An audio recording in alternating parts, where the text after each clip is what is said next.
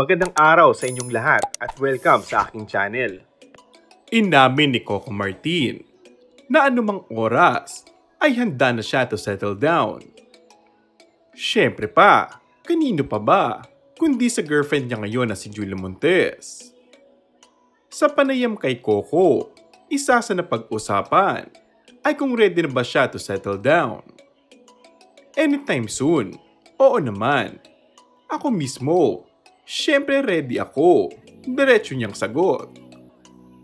Sinabi rin niya, malapit na raw siyang pumunta sa ganong estado.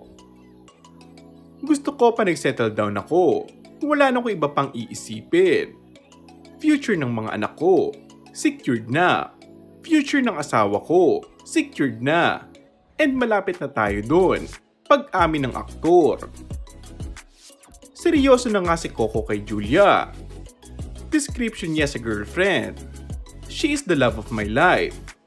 Yung pagiging supportive niya sa akin, kakaiba.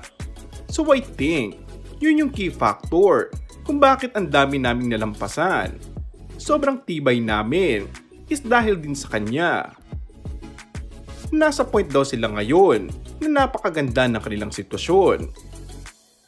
Kung ano yung sitwasyon namin ngayon, hindi ko alam kung mahihigitan pa namin dahil sobrang perfect na sitwasyon. Aniya. Samantala, let's cross the bridge when we get there. Ang tanging naging sagot ni Julia nang matanong ito kung engaged na ba sila o kasal na ba sila ng nobyo niyang si Coco. Kumalat ang balita na engaged na ang dalawa dahil nakadisplay ang singsing sa kaliwang daliri nito.